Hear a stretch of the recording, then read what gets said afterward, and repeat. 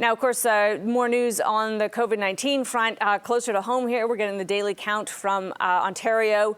Total numbers, 1,706 positive for COVID-19. That is up 351 on the day. No new deaths, though. So the deaths sitting steady in Ontario. The total in Canada now at 6,671. 67 deaths is the total.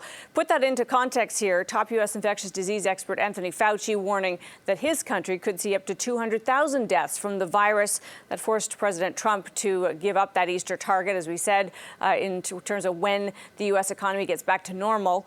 Howard Dean is a former Vermont governor and a former presidential candidate, of course, and a former chair of the Democratic National Committee. Great to have you with us, sir. Appreciate it. Thanks for having me on. I want to start with just what's happening across your country, because you can imagine, as I'm sure you're well aware as a governor, how the Canadian economy works so closely to the U.S. We sit here in fear, of course, that the measures to contain COVID-19 are so sporadic across the U.S. I was listening to the Florida state governor this morning basically saying it would just hurt the economy too much to shut everything down. What should Canada make of the efforts being undertaken in the U.S. to contain the virus? Well, basically, you have 50 governors who can do different things, but the successful ones, like Cuomo in New York or Newsom in California or Murphy in New Jersey, are going to be the models. Governors actually get along reasonably well despite parties. Some of them, of course, are anxious to ingratiate themselves with Trump. But in fact, I think the Florida governor will eventually come around when his death rate gets up higher than all the other states. So I'm not too worried about the future. I think that we are going to get this under control. I think Trump is not in control, which is a good thing. Individual governors are in control, and they generally have pretty good health departments, and they're going to follow what their health departments suggest. When you hear about the shortages of basic supplies, the protection gear, all kinds of the ventilators, this medical equipment that's needed across various states, I was reading, and it does make sense that states would rely on other states in times of emergencies because it very rarely happens across the entire nation. Are you confident at the ability to kind of pick up the slack the way you think a market economy at some point would be able to do and fill in the gaps of those products?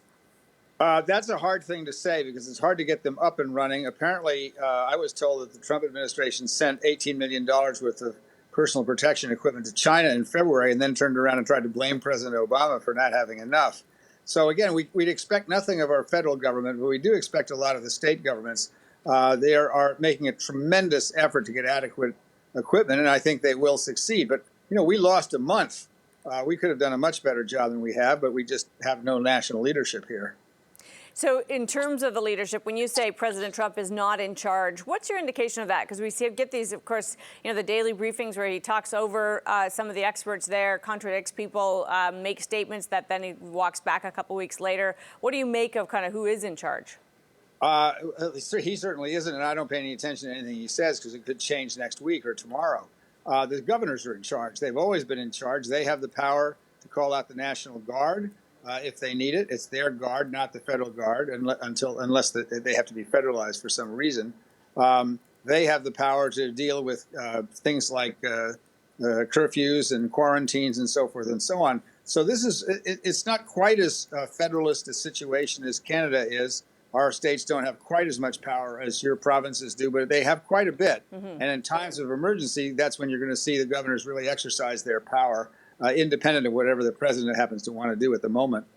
Do you have early thoughts about whether this begins to influence, shape, even possibly delay November election?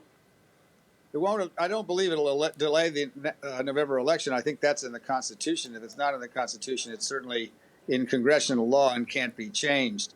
So the question is, how do you maximize the voter input into the November elections, and I suspect that a lot of states will be going to vote by mail.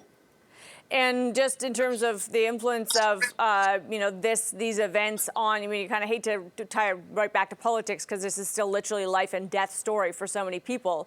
But you see the approval ratings of Donald Trump soaring. Does that make sense to you? Is this going to be a positive political event for him?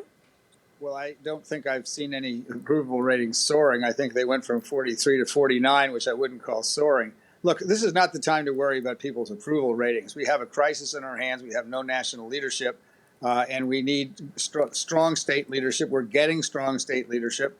The most difficult area in our country is New York, and Cuomo is providing some really strong leadership and strong explanations about what has to happen. And I think that is what we need. And we're going to get that in every state eventually, because most of these states have governors that are pretty reasonable. One of the biggest questions, of course, is this kind of trade-off between shutting everything down in order to contain a pandemic versus, what pain one inflicts on the economy.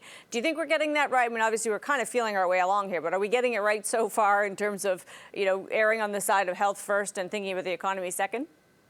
Find that out when you see what happens to Florida's economy as a result of their governor being such a laggard. The fact is, both the economy and our healthcare system are going to collapse unless we deal with the healthcare system. So that's the real problem. Yes, the economy is in bad shape.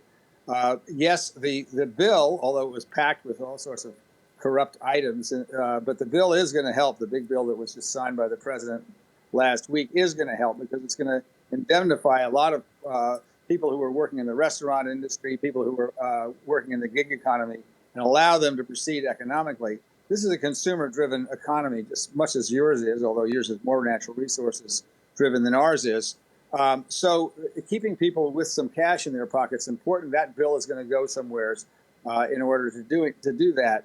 The secret here is this is not a debate about the economy versus how much quarantining you want to do. You have to do what's right for the healthcare system, then the economy will follow. If you want to make this, we're going to have a recession. If you want to make it a short recession, you do the things you're supposed to do that the healthcare experts tell you. If you want to make it a long recession or worse, then you behave like Trump. All right, great to have your thoughts today. Really appreciate it, sir. Thank you. Howard Dean is former Vermont governor, former chair of the U.S. Democratic National Committee.